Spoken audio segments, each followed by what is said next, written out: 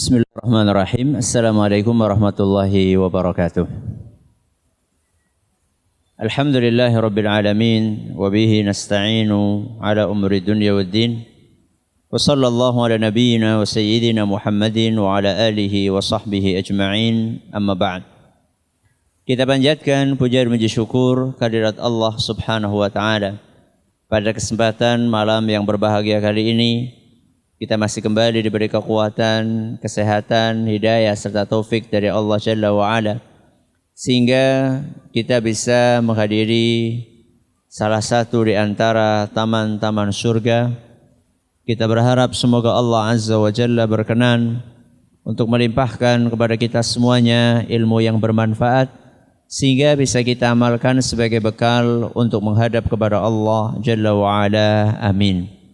Salawat dan salam semoga senantiasa tercurahkan kepada junjungan kita Nabi besar Muhammad sallallahu alaihi wasallam, kepada keluarganya, sahabatnya dan umatnya yang setia mengikuti tuntunannya hingga ada akhir nanti.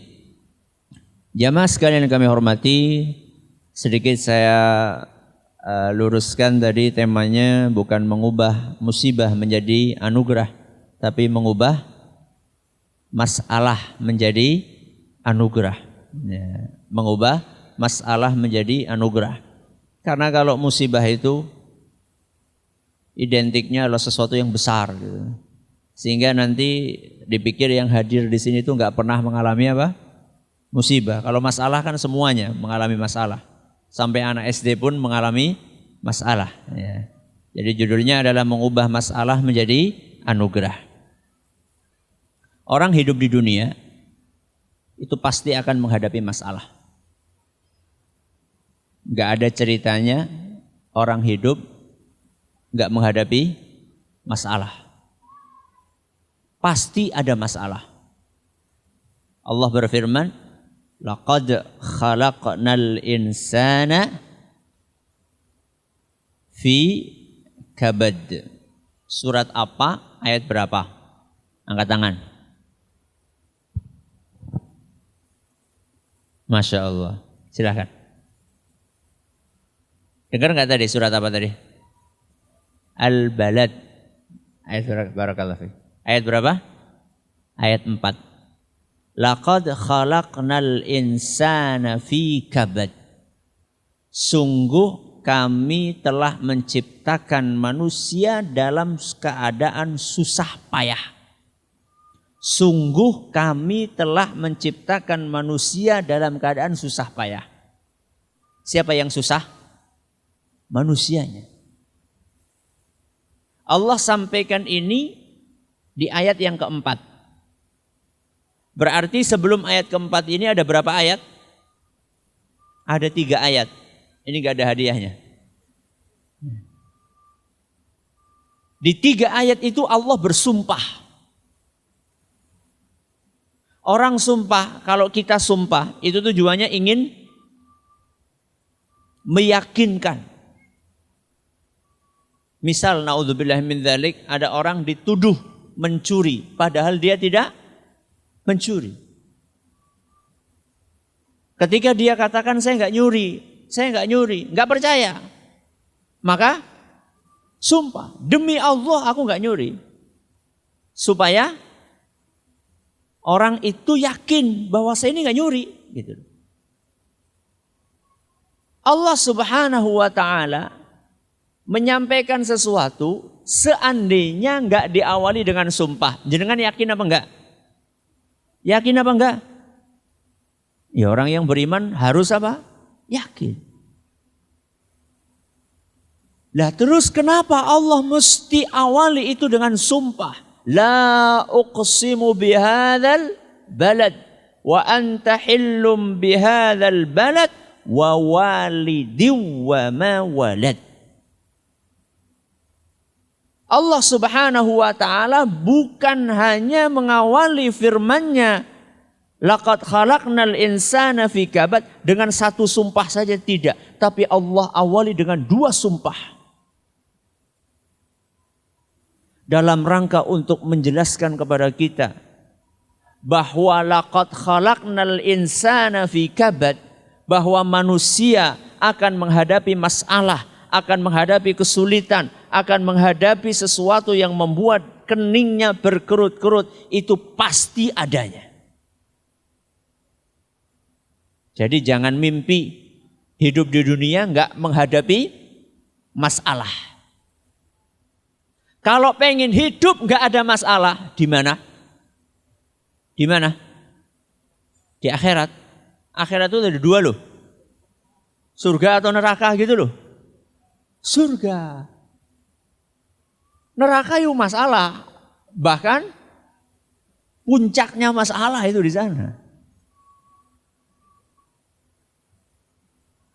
Kalau pengen hidup nggak ada masalah, hidup di surga. Cuman yang jadi masalah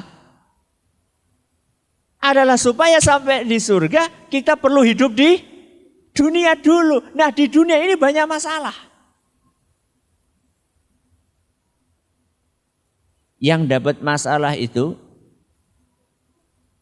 orang yang tidak beriman atau orang yang beriman? Hah? Semuanya? Yang beriman juga?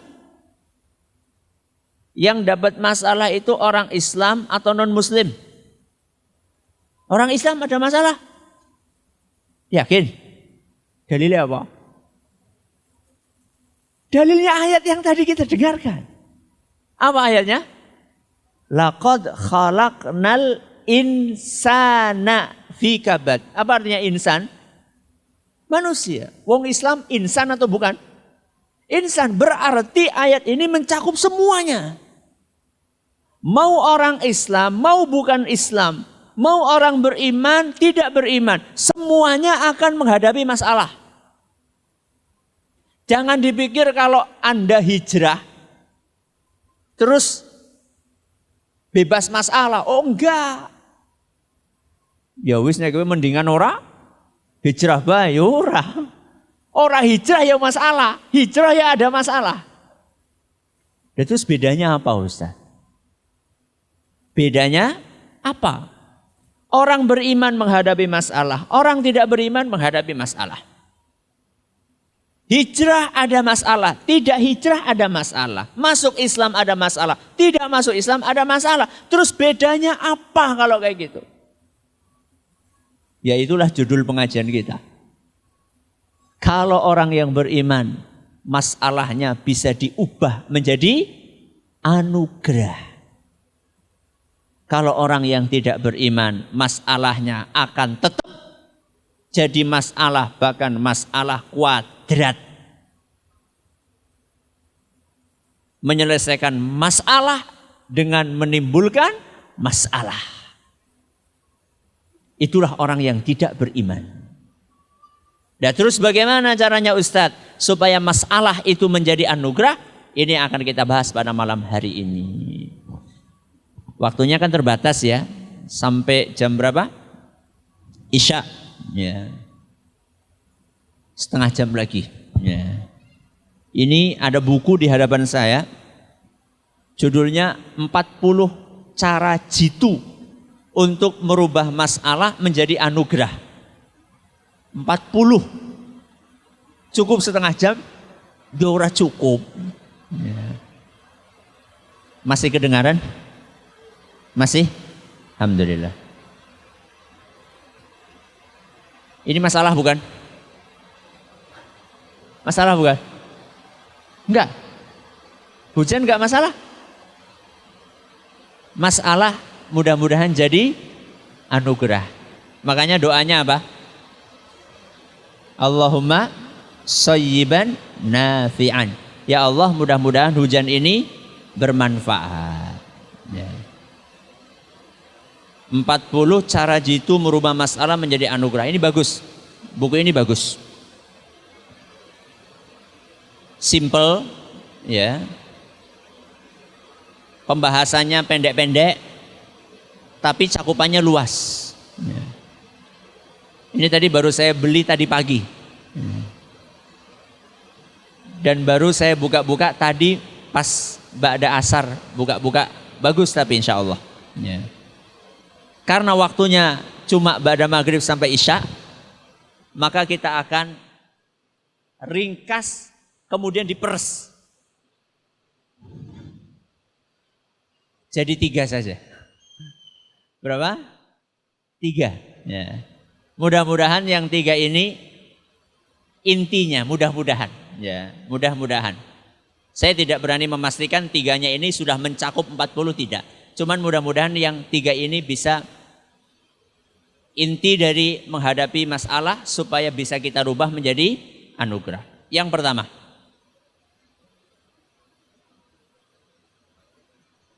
positive thinking. Apa? Positive thinking. Napa Pak positive thinking, Pak? Berpikiran positif. Bahasa syariahnya adalah husnudzon. Husnudzon. Apa husnudzon? Berprasangka baik. Atau bahasa yang lainnya optimis. Ini modal utama.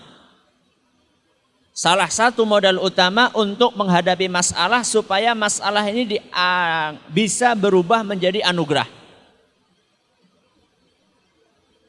Orang yang dari awal menghadapi masalah dengan negative thinking, begitu menghadapi masalah langsung dia katakan, wah tamat. Yang lebih parah lagi, wah kiamat. Bukan hanya tamat tapi kiamat. Masa cuma ban bocor? Cuma ban bocor. Duh kiamat. Lah nek bledos apa? Wong ban bocor kok kiamat. Bledos itu nanti jadi apa? Apalagi kecelakaan, bannya lepas. Ini orang-orang yang terbiasa hidup dengan pikiran negatif. Padahal Rasulullah Sallallahu Alaihi Wasallam dalam sebuah hadis yang diriwayatkan oleh Imam Ahmad, kata Abu Hurairah radhiyallahu anhu, kana Rasulullah Sallallahu Alaihi Wasallam yuhibbul fa'lal hasan. Rasulullah Sallallahu Alaihi Wasallam itu suka dengan optimisme. Dengan apa? Optimisme. Jadi menghadapi masalah itu dengan optimis. Masalah apapun itu. Jomblo. Anak ketika kayak gini tuh belum tentu ini tertuju gitu loh. Gak mesti gitu loh. Cuman kebetulan ke sana gitu loh. Bisa jadi jomblonya di sana gitu. Jomblo 5 tahun, 6 tahun, 10 tahun. Masalah atau bukan? Masalah. Tapi optimis. Alhamdulillah yang belum nikah masih banyak gitu. Buka usaha gagal, buka usaha gagal, usaha ini gagal, usaha ini gagal. Optimis. Oh, ini cuma kesuksesan yang tertunda. Rasulullah SAW mengajarin kita supaya optimis. Menghadapi masalah seberat apapun optimis, berpikiran positif, berprasangka baik kepada Allah. Kenapa kita harus optimis? Walaupun masalah yang kita hadapi itu berat, karena Allah tidak membebani hamba kecuali sesuai dengan kemampuannya. Ada yang bisa menyebutkan ayatnya? Angkat tangan. Udah belum tadi? Udah. La yukallifullahu nafsan illa wus'aha. Surat apa? Ya wis dah apa-apa sini.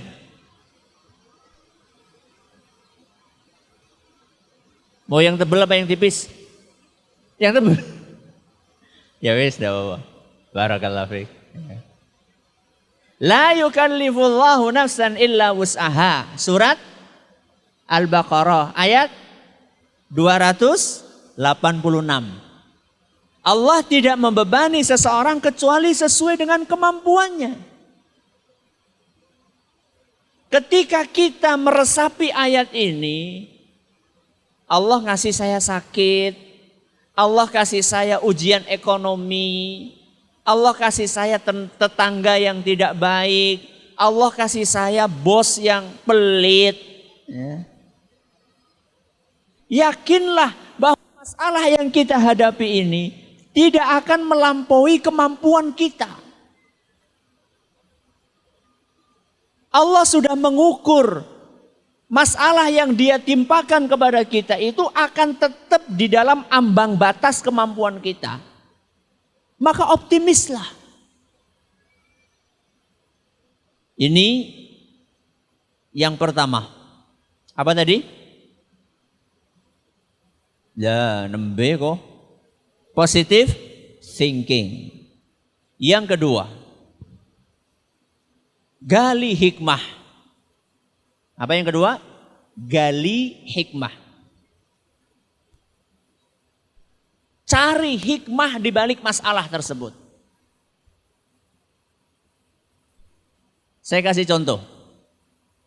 Dan ini dialami oleh Bursa Muslim Expo.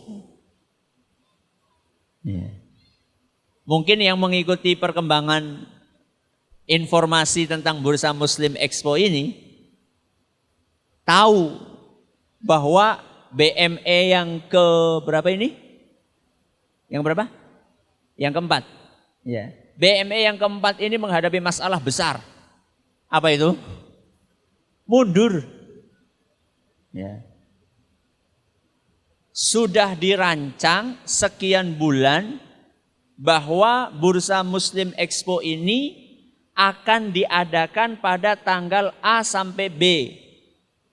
Saya lupa tanggalnya. Sudah kemana-mana ngundang ustadz, ustadznya sudah oke. Mending kalau ustadznya di Banyumas, di Purbalingga. Ya. Ustadznya dari jauh-jauh, dari Jakarta, dari Jember, dari macam-macam, dari Jogja. Standnya sudah oke. Tahu-tahu apa yang terjadi? Ada pengunduran, nggak bisa, gornya dipakai, harus mundur. Masalah atau bukan? Masalah. Dan di dalam hati, waduh gimana sih?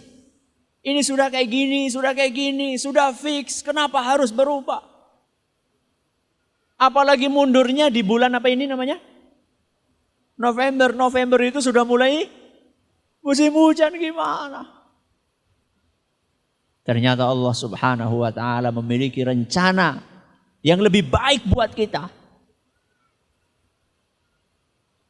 Bertepatan dengan pendaftaran CPNS.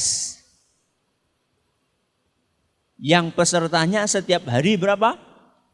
4.000 orang. Dari Banyumas, dari Tegal, dari ini, Jawa Tengah bagian selatan. Setiap hari kita dapat pengunjung gratis berapa? 4.000 orang. Marem apa ora? Marem banget. Gak perlu ngundang jauh-jauh, sudah pada datang sendiri. Dan satu PNS. Oh iya, optimis. Satu CPNS membawa keluarga, ada istrinya, ada anaknya, ada bapaknya, ada ibunya, ada Pak D-nya, ada buleknya. Ya. Nah, namanya orang datang kan butuh makan, ya. Akhirnya ketiban berkahnya. Ya. Padahal dahulu ketika diundur pertama kali, aduh gimana ini, gimana? Sekarang baru, oh iya ya, ini namanya contoh simpel menggali hikmah. Dan yang lebih besar dari hikmah itu adalah hikmah yang bersifat ukhrawi. Kalau tadi kan hikmah apa? Duniawi.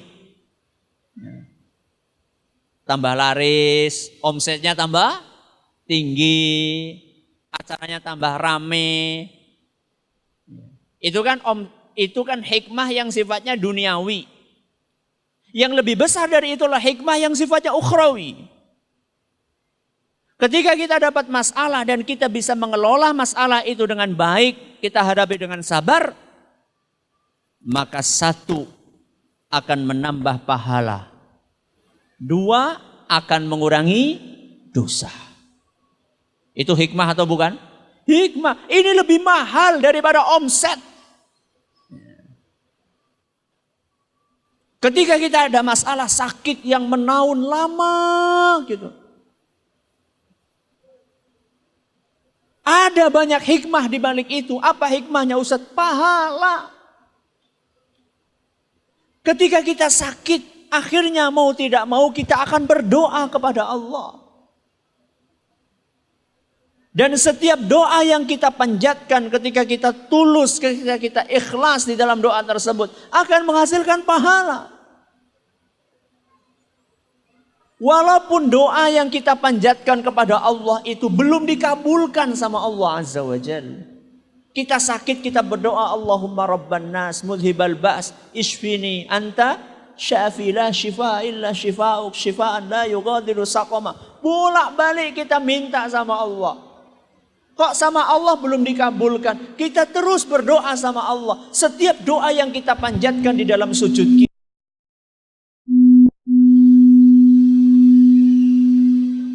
di dalam sujud kita, antara azan dengan qomat, di dalam tahajud kita sepertiga malam terakhir, setiap doa yang kita panjatkan itu akan berubah menjadi pahala yang bisa kita petik manfaatnya nanti di hari akhirat.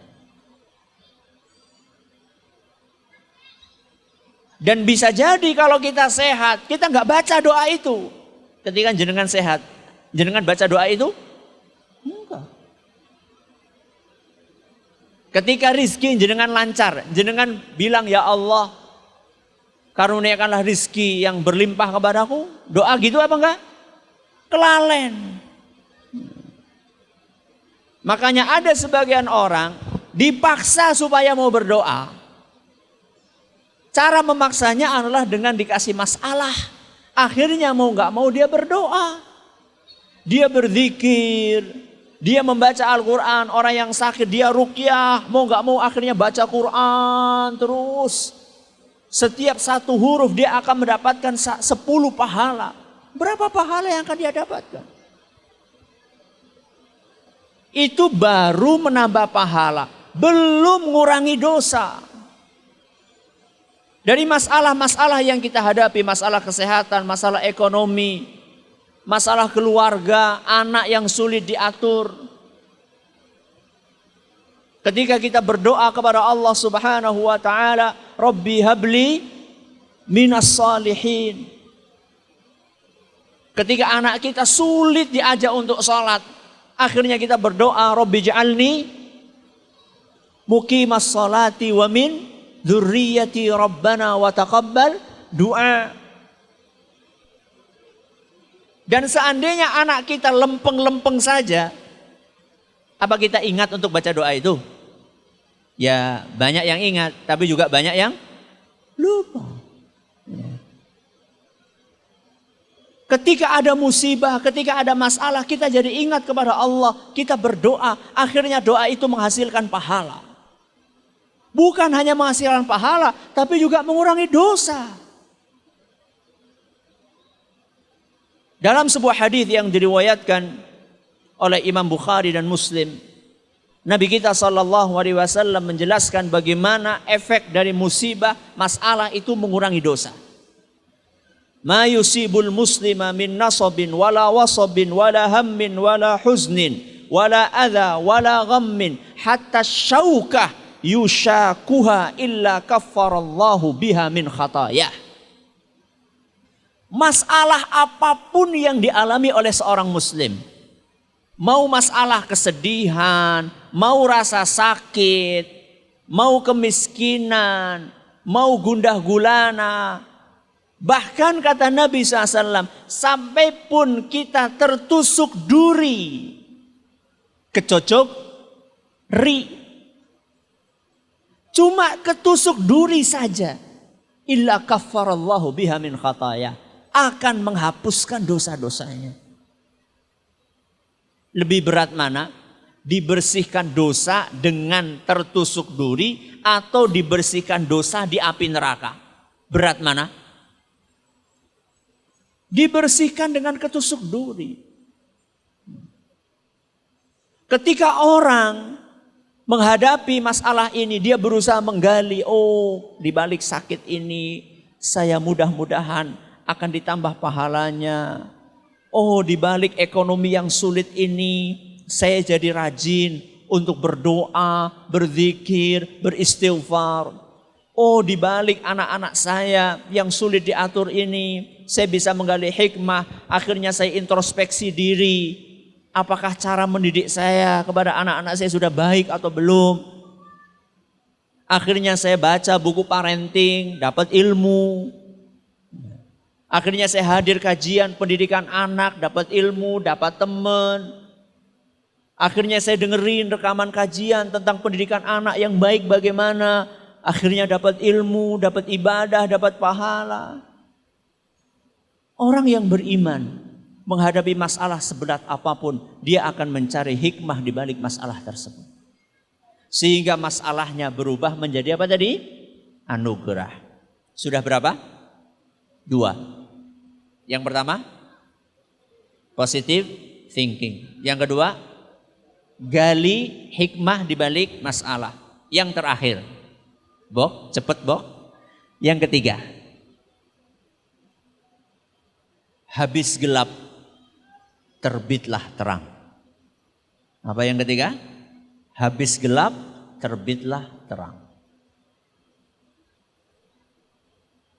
Saya cerita dulu ya. Mau nggak?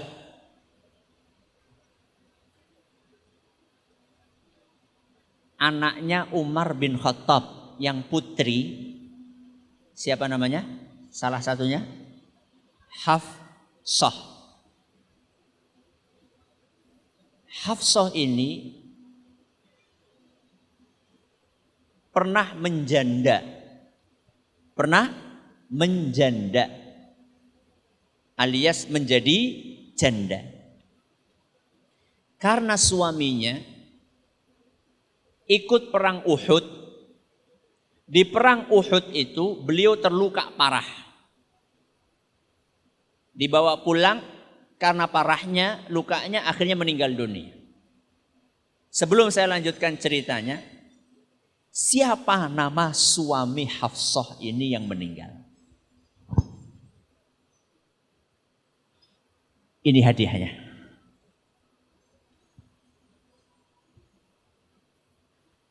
Jangan googling.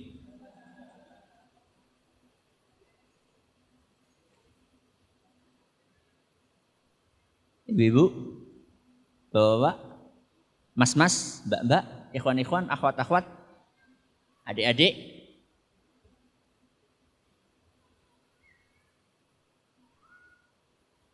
Pas. Namanya adalah Khunais. Baru dengar kan? Sama. Siapa namanya? Khunais. Pakai kho, Khunais. Lengkapnya Khunais bin Hudzafah. Ini beliau termasuk as-sabiqunal awwalun. As-sabiqunal awwalun itu artinya awal-awal masuk Islam. Siapa namanya? Khunais. Nah, yang punya anak masih bingung nyari nama, ini aja nih. Masih jarang yang pakai. Panggilannya terserah, Arab Khun ya ora apa-apa. Nais ya ora apa-apa. Ini laki-laki loh. Ya. Suami kok perempuan. Ya udah nggak jadi hadiahnya. Bisa di-save ini buat kajian berikutnya. Siapa tadi namanya? Bin Hudzafah. Meninggal dunia. Akhirnya Hafsah ini jadi janda. Masalah atau bukan buat ayahnya? Masalah. Putrinya menjanda itu masalah. Beban. Maka sebagai ayah yang bertanggung jawab, Umar bin Khattab berusaha untuk menawarkan putrinya ini. kepada laki-laki yang beliau anggap layak. Maka pertama kali beliau datang kepada Utsman ibnu Affan. Layak atau tidak? Calon penghuni surga. Ditawarkan, Utsman, ini putriku sudah jadi janda. Mau nggak kamu nikah sama putriku? Apa jawaban Utsman? Mali fin nisa'i hajatun wa sa'anzur. Aku saat ini belum pengen nikah. Tapi mungkin aku akan pikirkan. Mungkin aku akan pikirkan. Atau mungkin bisa dengan kata lain, mungkin besok-besok pikiranku bisa berubah. Ini menolak dengan halus. Tidak putus asa. Utsman menolak. Maka Umar menemui Abu Bakar. Layak atau tidak? Lebih layak lagi. Abu Bakar, putriku Hafsah sudah menjanda. Mau nggak kamu nikah sama dia? Abu Bakar diam. Tidak menjawab satu kata pun. Kata Umar, aku tersinggung. Aku tersinggung. Tidak lama kemudian, Rasulullah SAW datang kepada Umar untuk melamar Hafsah. Habis gelap, terbitlah terang. Yang diincar adalah Utsman, Abu Bakar. Dan dua-duanya menolak. Yang satunya menolak halus, yang satunya diam. Ternyata setelah kegelapan itu ada terang benderang. Yang datang melamar, yang lebih istimewa dibandingkan Utsman dan Abu Bakar, yaitu Nabi kita Muhammad sallallahu alaihi wasallam. Ceritanya masih ada lanjutannya. Setelah dilamar sama Nabi SAW, dinikahi, Umar datang menemui Abu Bakar. Wahai Abu Bakar, sebelum aku datang kepadamu, aku sudah tawarkan anakku ini kepada Utsman. Dan beliau menolak tawaran ini dan aku tersinggung. Umar ini belak-belakan. Tersinggung ya bilang tersinggung. Walaupun Utsman tadi sudah menolak dengan bahasa yang halus. Dan ketika aku tawarkan ini putriku kepadamu wahai Abu Bakar, dan engkau diam saja, aku lebih tersinggung. Apa jawaban Abu Bakar? Innahu qad kana dzakara min amriha wa kana sirra. Aku ini tahu bahwa Nabi kita Muhammad SAW itu pernah nyebut-nyebut nama Hafsah.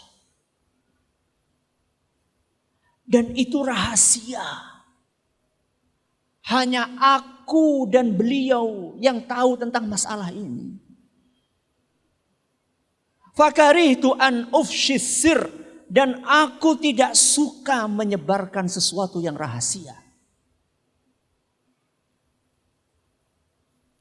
Aku bisa menangkap ketika Nabi SAW itu nyebut-nyebut nama Hafsah. Rasulullah SAW ada keinginan untuk nikah dengan Hafsah.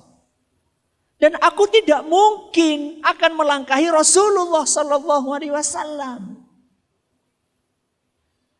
Dan tidak mungkin aku bocorkan ini karena ini rahasia. Hadis riwayat Ahmad dan isnadnya dinyatakan hasan oleh sebagian ulama.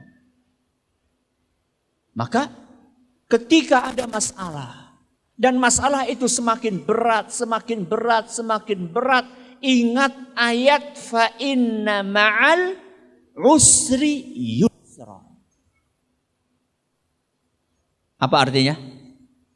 Setelah kesulitan akan ada kemudahan. Dan biasanya kemudahan itu datang ketika kesulitan sampai ke puncaknya yang paling tinggi. Makanya diumpamakan oleh para ulama dengan terbitnya fajar. Kapan terbitnya fajar? Ketika malam semakin gelap gulita. Jam 12 malam dengan jam 4 pagi lebih gelap mana? Jam berapa? 12 malam. Kok jam 12 malam? Kita pada ngematakan apa orang? Jam 12 malam itu kan masih ada bulan, masih ada bintang-bintang. Semakin mendekati fajar itu semakin meredup. Berarti kegelapan itu semakin gelap menjelang fajar, menjelang subuh. Akan tetapi ketika malam semakin gelap, itu pertanda bahwa cahaya akan tiba. Dari sini para ulama menganalogikan bahwa masalah semakin berat, itu artinya sebentar lagi akan ada solusi. Ustadz, buktinya Ustadz, anak saya sakitnya parah, semakin parah. Kok malah mati Ustadz? Kok malah meninggal Ustadz? Katanya setelah habis gelap terbitlah terang Ustadz.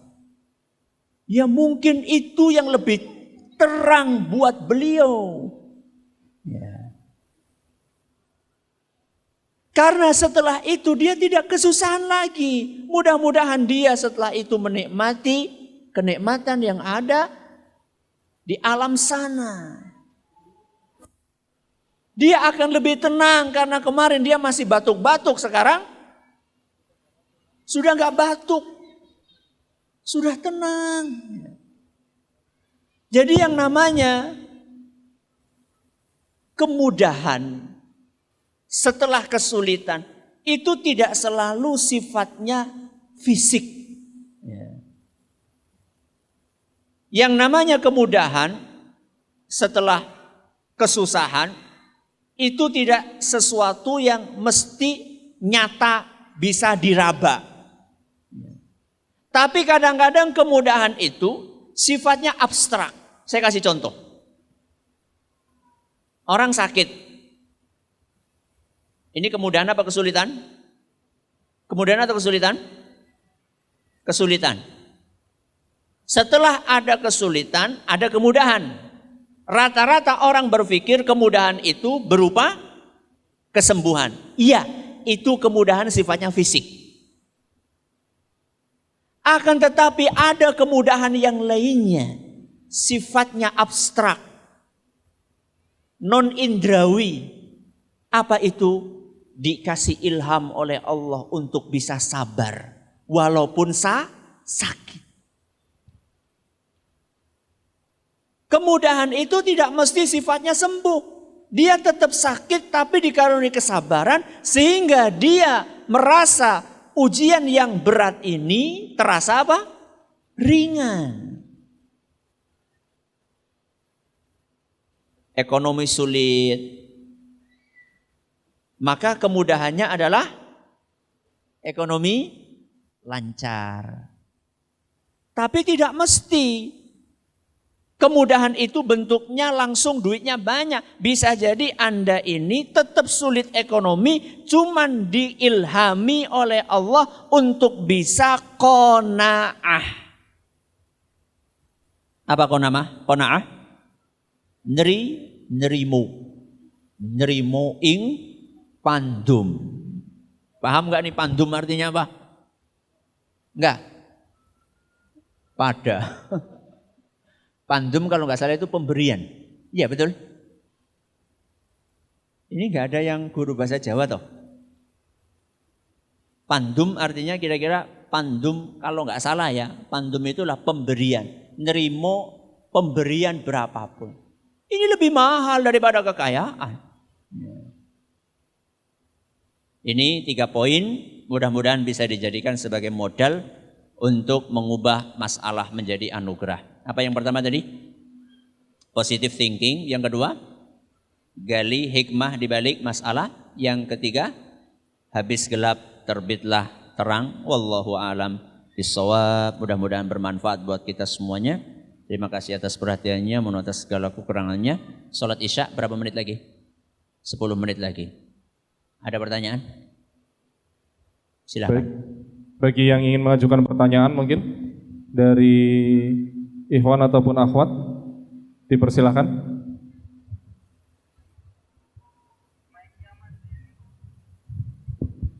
Assalamualaikum warahmatullahi wabarakatuh. Waalaikumsalam warahmatullahi wabarakatuh. Afwan Ustadz izin bertanya, di keluarga saya sedang terjadi pembagian harta waris, tapi tidak sesuai dengan petunjuk Al-Quran maupun hadis, tapi berdasarkan perasaan, kemudian dilihat dari tingkat pendidikan. Misalkan yang disekolahkan udah kuliah, berarti jatah harta warisannya itu lebih sedikit daripada yang sekolah pendidikannya rendah itu.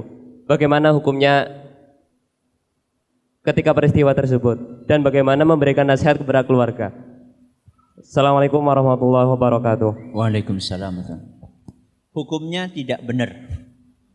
Hukumnya tidak benar. Pembagian waris di dalam agama kita itu bukan diukur dari si fulan sudah kuliah, si fulan cuma tamatan apa? SD. Bukan diukur dari situ. Allah berfirman, "Lidzakari mithlu hadzil untsayain." Laki-laki itu punya jatah double dibandingkan perempuan. Terus bagaimana solusinya? Solusinya kalau Anda bisa memberikan masukan dengan cara yang baik, sampaikan. Tapi tidak mesti masukan Anda itu pasti diterima. Kewajiban kita ini sudah gugur ketika kita menyampaikan. Masalah mereka kemudian menerima atau tidak itu di luar kemampuan kita.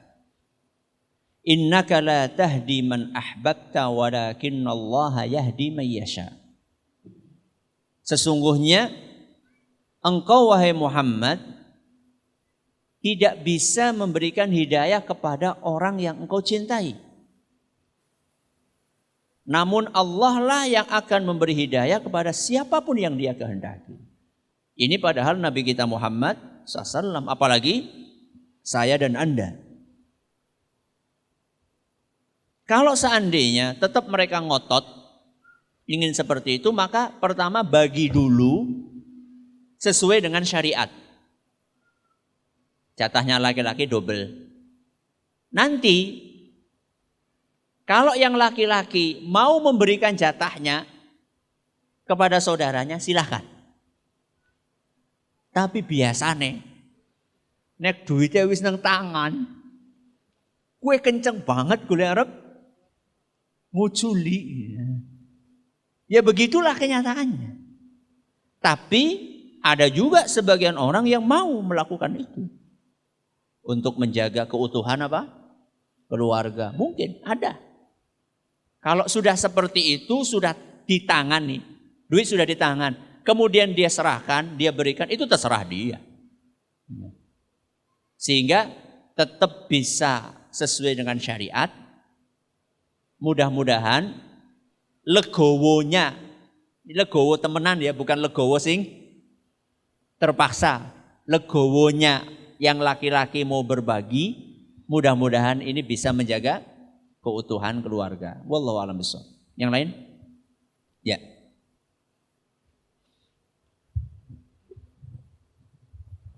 Assalamualaikum warahmatullahi wabarakatuh. Waalaikumsalam warahmatullahi wabarakatuh. Begini Ustaz, seberapa kita harus berikhtiar untuk meninggalkan suatu kaum atau suatu daerah yang telah marak dengan kemaksiatan, Tat. Karena untuk menghindari murka Allah, kita berikhtiar untuk mengambil keputusan berhijrah dari daerah itu atau dari kaum itu agar kita terhindar dari murka Allah karena di situ udah marak dengan kemaksiatan. Terima kasih. Assalamualaikum warahmatullahi wabarakatuh. Pertanyaannya, apakah kita harus gitu maksudnya? Harus hijrah? Begini, saya tanya, Rasulullah Shallallahu Alaihi Wasallam ketika beliau diutus di kota Mekah, saat itu masyarakatnya rusak atau tidak? Rusak atau tidak? Semua lini rusak. Ya akidahnya, ya perilakunya, ya ibadahnya, ya akhlaknya rusak semua. Tapi Nabi SAW tetap bertahan di sana. Sampai kemudian mendapatkan wahyu dari Allah untuk hijrah. Kapan? Ketika tidak mungkin lagi diperbaiki secara perhitungan manusiawi. Itu kalau kita. Kalau Nabi SAW berdasarkan wahyu dari Allah. Hijrahlah kemana? Ke Madinah mencari lingkungan yang lebih kondusif untuk menjalankan ibadah. Maka kesimpulannya, dari dua fase ini, saat kita berada di daerah yang rusak, apakah kita punya kapasitas untuk mewarnai daerah itu atau tidak? Seandainya kita punya kapasitas, punya kemampuan untuk mewarnai, minimal kita duduk di masjid atau di musola ba'da asar untuk ngajarin anak-anak yang ada di situ baca Al-Quran, ada 3, ada 4. Masih ada yang mau, kenapa tidak? Ya. Kenapa tidak? Mudah-mudahan yang 3 anak, 5 anak ini, ketika yang tua-tua wis pada mati sing pancen angel nggo berubah. Mudah-mudahan yang 3 ini nanti akan menjadi generasi penerus yang memperbaiki daerah tersebut. Ini satu kondisi. Ketika kita bisa mewarnai walaupun sedikit. Tapi kondisi yang kedua, ketika kita tidak bisa mewarnai walaupun sedikit, bahkan kita diwarnai. Anak-anak kita juga demikian. Maka mau tidak mau kita harus mengamalkan firman Allah Subhanahu wa taala, qu anfusakum wa ahlikum nara. Prioritasnya adalah diri sendiri dan keluarga. Jadi jawabannya lihat si kon. Saya kira cukup waktunya ya. Ini nanti siap-siap wudhu mau apa gitu ya. Mudah-mudahan bermanfaat. Terima kasih atas perhatiannya. Mohon maaf atas segala kurangannya. Kita tutup dengan membaca Subhanakallahumma wa bihamdika asyhadu an la ilaha illa anta astaghfiruka wa atubu ilaik. Assalamualaikum warahmatullahi wabarakatuh.